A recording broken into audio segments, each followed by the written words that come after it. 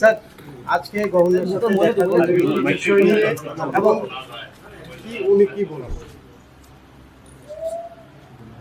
আমরা গভর্নরের সাথে দেখা করেছি ভারতের কমিউনিস্ট পার্টি মার্ক্সবাদী ত্রিপুরা রাজ্য কমিটির নেতৃত্বের পক্ষ থেকে 5 জন আমরা প্রতিনিধি দলে ছিলাম। নরেশ জমাতিয়া, শঙ্কর দত্ত, রমা দাস, কৃষ্ণা রক্ষিত, তাদের সাথে আমিও ছিলাম। তো আমাদের রাজ্যপালের কাছে একটা ছোট্ট স্মারকলিপি আমরা দিয়েছি এই প্রতিনিধি মণ্ডলীর পক্ষ থেকে। তাতে যে মূল কথা সেটা হচ্ছে অনুরাগ ধ্যানকরের এই যে ঘটনাটা, এটা অস্বাভাবিক। তার মতো একটা অনেস্ট, সিনসিয়ার, কারেজিয়াস অফিসার চট করে এরকম পদক্ষেপ নিতে পারে, এটা বিশ্বাস করতে আমাদের অসুবিধা হচ্ছে। এবং যেটা মনে হচ্ছে উইথ ফুল ইউনিফর্ম নিজের অফিসে, যে অফিসটাতে সে কাজ করে, সেই অফিসে অফিস টাইমে যেভাবে সে এই সুইসাইডের পদ্ধতিটা অনুসরণ করলো, এটা একটা সাধারণ বিষয় মনে করার কোনো কারণ নেই। এর মধ্য দিয়ে সে একটা বার্তা দেওয়ার চেষ্টা করেছে সরকারকে এবং রাজ্যের জনগণকে। এরকম ইনসিডেন্ট আমাদের রাজ্যে তো হয়নি। ভারতবর্ষ অন্য কোনো জায়গায় এরকম ইনসিডেন্ট হয়েছে আমার অন্তত জানা নেই, আমাদের বন্ধুদেরও জানা নেই। এই অবস্থার প্রেক্ষাপটে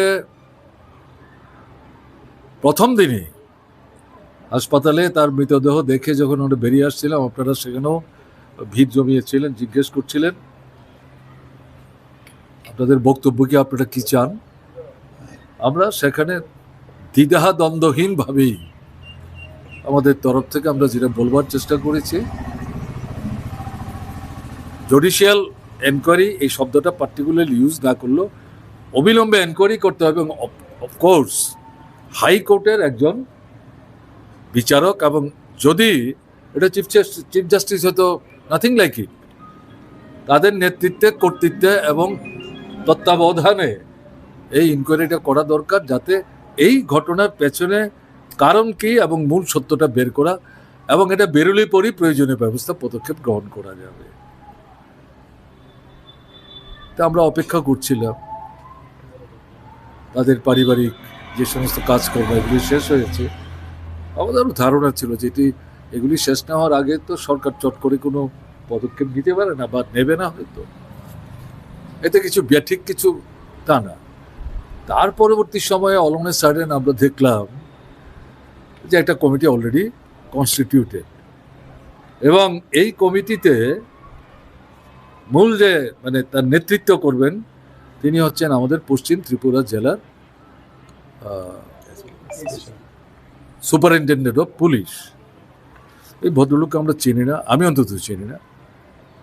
তার কর্মদক্ষতা, কর্মক্ষমতা এগুলো নিয়ে প্রশ্ন করারও সুযোগ আমাদের নেই। আমাদের যেটা মনে হয়েছে, উইলফুলি, স্পেসিফিকলি ইউজিং দিস ওয়ার্ড, যেটা বলতে চাইছি, উইলফুলি এই গভর্নমেন্ট, এই যে ত্রিপুরার সেন্সিবল পিপুল, আমরা যে কথাটা তার মৃতদেহ দেখে বেরিয়ে এসে বললাম, এটা তো শুধু আমাদের মধ্যে সীমাবদ্ধ থাকলো না, বিভিন্ন পলিটিক্যাল পার্টি তারাও একই কথা বলেছে। তাদের সঙ্গে যে আমাদের কনসালটেশন হয়েছে ঘটনা কিন্তু তা না। তাতে আমাদের বিশ্বাস হয়েছিল সরকার নিশ্চয়ই সত্যটা জানবার চেষ্টা করবে, তাতে সিনসিয়ারিটির কোনো ঘাটতি থাকবে না। অবভিয়াসলি একজন আমাদের ত্রিপুরা হাইকোর্টের একজন বিচারক, তার মানে নেতৃত্বের তত্ত্বাবধানে এই এনকোয়ারিটা করার ক্ষেত্রে সরকারের দিক থেকে তো কোনো রকম মানে সীমাবদ্ধতার কারণ থাকতে পারে না, কিন্তু আমরা এটা দেখে তো বিস্মিত হয়েছি। এবং আমি যখন ওই দিন এই প্রশ্নপত্র ফাঁসের প্রতিবাদে ছাত্ররা এখানে আন্দোলন করছিলেন 20 তারিখ থেকে, সেখানে আপনারা আমাকে জিজ্ঞেস করেছেন, আমি হাত জোর করে বলেছি এই তাদের সামনে তো আমি এটার বিষয়ে কিছু বলবো না, পরে আপনারা কথা বলতে চাইলে আমরা কথা বলবো, আপনারা আমার পার্টি অফিসে আসুন। কিন্তু দেখা গেল আপনারা অপেক্ষা করছিলেন, অনেকেই সেখানে ছিলেন। আমি আজকে আপনাদের সামনে যেটা বলছি সেই কথাই সেদিন বলেছি। একটা কিছু এড়িয়ে যাওয়ার চেষ্টা হচ্ছে, একটা মানে প্রকৃত সত্য বেরিয়ে আসুক, এটা জানার ক্ষেত্রে মনে হচ্ছে কোথাও একটা কিন্তু আছে, সংশয় আছে। না হলে পর কমিটিতে যারা আছেন তাদের কাউকে আমরা ছোটখাটো করছি না, কিন্তু আমাদের ত্রিপুরা এখন হাইকোর্ট আছে। আগে তো চট করে হাইকোর্টের কোনো বিচারককে দিয়ে এই ধরনের তদন্ত করতে অসুবিধা ছিল, কারণ আমাদের ত্রিপুরায় তখন হাইকোর্ট ছিল না, গুয়াহাটি হাইকোর্টের আন্ডারে। আমরা এর আগে ওই ধরনের এনকোয়ারি আয়োজন করেছি, তাতে হাইকোর্টের লোকদেরকে নিতে গিয়ে আমাদের খুবই সমস্যা হয়েছে। তো এই জায়গায় এখন তো এই সমস্যা ছিল না, ফলে এতে আমাদের মধ্যে যেমন সন্দেহ, আপনারা যে সেদিন প্রশ্ন করলেন, এ তো শুধু সাংবাদিক বন্ধুদের প্রশ্ন না, আপনাদের মাধ্যমে সাধারণ মানুষের এক্সপ্রেশন অফ মাইন্ড, এবং তারাও আমাদের সঙ্গে from different works of life, from different quarters, তারা অলসো এটা আমাদের কাছে জানতে চাইছে। এই পরিস্থিতিতে এবং জিজ্ঞাসা হচ্ছে এই কি চলবে 8 বছর 8.5 বছর যাবৎ যা চলছে, এবং ডাইরেক্টর জেনারেল অফ পুলিশ নিজের অফিসে কমিটেড সুইসাইড, এও কি এইভাবেই চলতে থাকবে? তখন আমাদের মনে হয়েছে যে আমাদের বোধহয় শুধু দাবিটা তো শেষ কথা না, গভর্নর সাহেবের সঙ্গে আমরা দেখা করতে এসেছি, কারণ অ্যাডমিনিস্ট্রেটিভ পয়েন্ট অফ ভিউতে তিনি অভিভাবক, কেমন না, তার এক্সিকিউটিভ অথরিটির মধ্যে সীমাবদ্ধতা আছে। We know all this details, despite all this things, to whom we should go. সেই জায়গায় আমরা আজকে এখানে এসেছি, এবং আমাদের এই ছোট্ট যে স্মারকলিপিটা, তাতে আমরা এটাই উল্লেখ করার চেষ্টা করেছি, desire of the sensible people of Tripura involving our High Court Tripura.